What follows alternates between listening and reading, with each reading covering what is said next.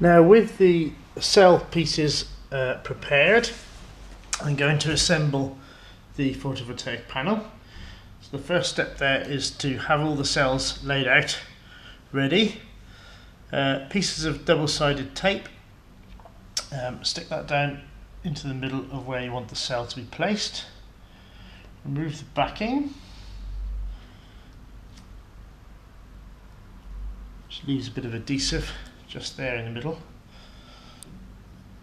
Place a cell down once you've taken off the backing strips from the conductive adhesive tape, which forms the electrical contacts. Now, the important thing here is to make sure that the contacts are connected positive to negative to make sure that the cells are connected in series. So I have there one cell stuck down already.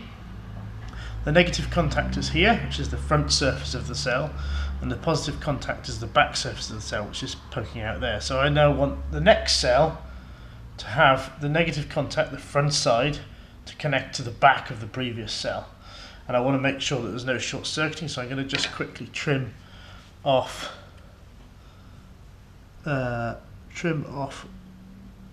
excess of the tab carefully. I'm doing this using scissors with my left hand, even though I'm right-handed, so you can see what I'm doing. So we place the cell down in the right place, hopefully.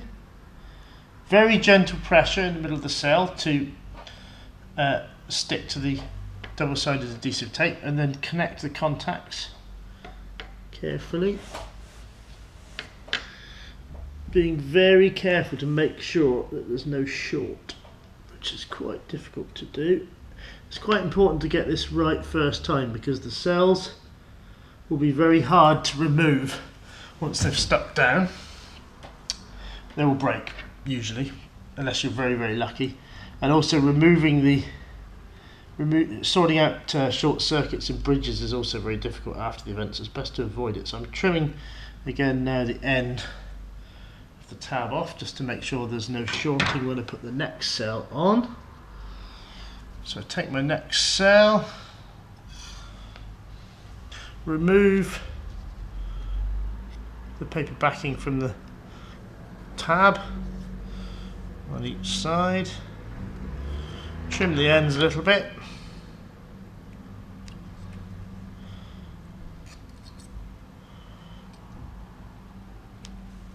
and we'll stick this cell down. So stick down a piece of double-sided tape. It's probably stuck to my arm, I think. No? Okay. Let's cut a new piece of double-sided tape. There we go. So stick that down in the middle of the next cell. There we go. Remove the backing.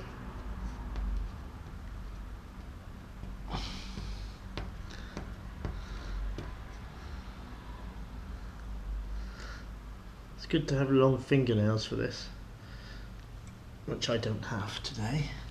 Right, that's that one done. So stick down the next cell. So we want, again, the front contact, which is at this end, to go onto the back contact of the previous cell.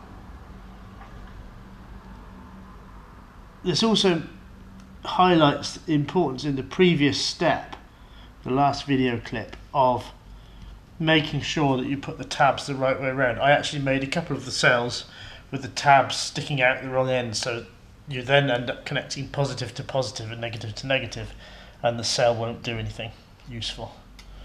So that's 3 laid down. Let's get another one.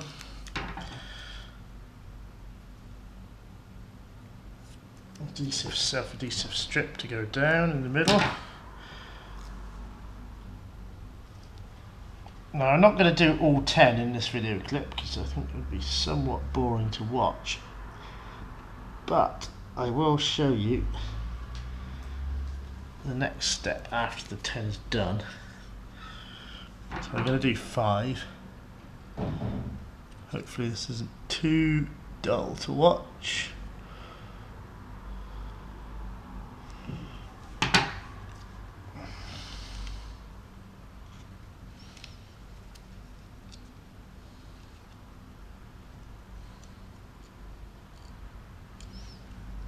I haven't actually broken any cells yet, which is quite surprising because usually they're quite fragile and they're very easy to break.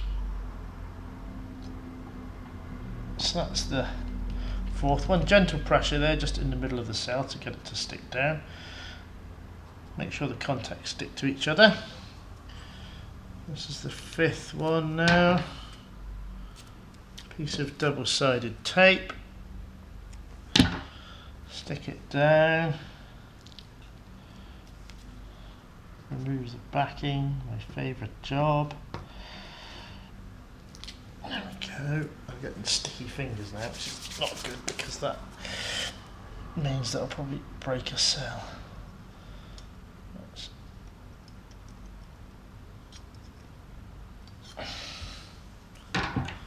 Trim the ends. Remove the backing strip.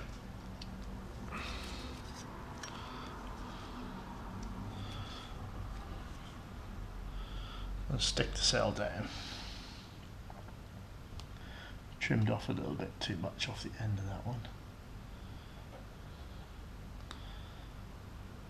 Okay. There we go. So that's 5 cells all connected in series. Now, obviously we've got to join one set of cells, one set of 5 cells to the next set of 5 cells, and we need to have contacts on the end. So I'll just make those now. So again, using the aluminium tape with conductive adhesive. Just square that off a moment. Take a strip that will cover this length. Now we can make this a little bit wider than the pieces that we affix onto the cells. Now the wider the better, because a wide piece will have a lower resistance, a lower electrical resistance, and that will help reduce internal losses within the panel. So one big piece that's going to go over there, I'll just cut that to length a little bit.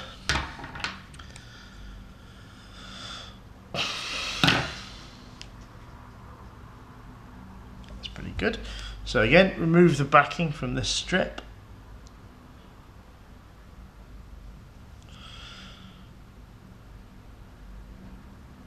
There we go.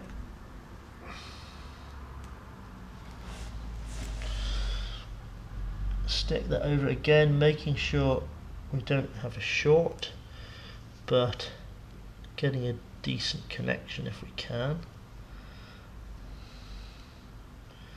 So running that along there. There we go.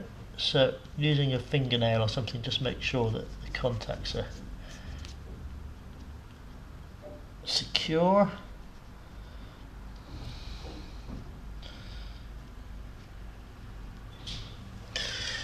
And then we want a connection on the end for the negative contact and another one for the positive contact.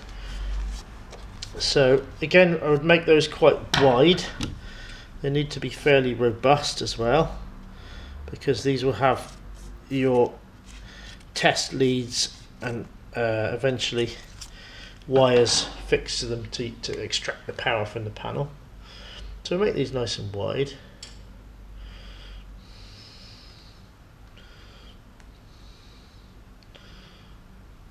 And I'm going to keep most of the backing on this tape so that we don't have sticky tape sticking to everything while we're in the next stages of it. So I'm going to just take off about 1 centimetre of backing like that. Snip that off. Oh, sticking to the scissors. Okay, and I'm going to stick that on over the top of the tab that's coming out of that first cell. So this is going to form our negative contact. Again, fingernail, just rub that over with the fingernail to get that to stick. And then there is our negative terminal. Do the same with the positive one. Remove the backing.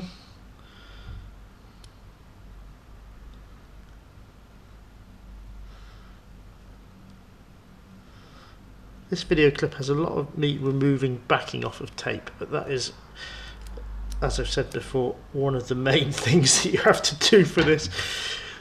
In the next clip we will do a rough test of the panel